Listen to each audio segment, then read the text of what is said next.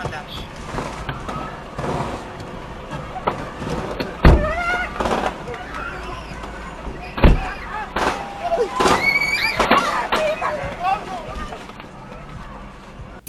രാവിലെ ജെറുസലേമിൽ നടന്ന വെടിവെപ്പിൽ 6 പേർ കൊല്ലപ്പെടുകയും നിരവധി പേർക്ക് പരിക്കേൽക്കുകയും ചെയ്തു. വെടിവെപ്പ് നടത്തിയ 2 അക്രമികളെയും കൊലപ്പെടുത്തി.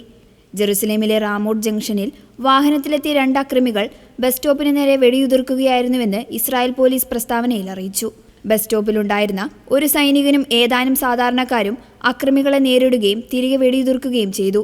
ഇതിലൂടെ അക്രമികളെന്ന് സംശയിക്കുന്ന 2 പേരും കൊല്ലപ്പെട്ടുവെന്നും പോലീസ് പറഞ്ഞു. ഇസ്രായേൽ പ്രധാനമന്ത്രി ബെഞ്ചമിൻ നെതന്യാഹു സംഭവസ്ഥലം സന്ദർശിച്ചു. ഭീകരതയ്ക്കെതിരായ ശക്തമായ യുദ്ധമാണ് എല്ലാ ഭാഗത്തും നടക്കുന്നതെന്നും ഭീകരർ വന്ന ഗ്രാമങ്ങളിൽ അന്വേഷണം നടത്തുന്നുണ്ടെന്നും റാമല്ലയുടെ തെക്കുകിഴക്കുള്ള ഗത്തന്ന അൽ കൊബെ പട്ടണങ്ങളിൽ നിന്നുള്ള പാലസ്തീനികളാണ് 2 ഭീകരരെന്നും നെതന്യാഹു പറഞ്ഞു. ഗാസ പോരാട്ടം തുടരുകയാണെന്നും ഞങ്ങൾ വാഗ്ദാനം ചെയ്തതുപോലെ ഹമാസിനെ നശിപ്പിക്കുകയും എല്ലാ ബന്ദികളെയും മോചിപ്പിക്കുകയും ചെയ്യുമെന്നും ഇസ്രായേൽ പ്രധാനമന്ത്രി കൂട്ടിച്ചേർത്തു.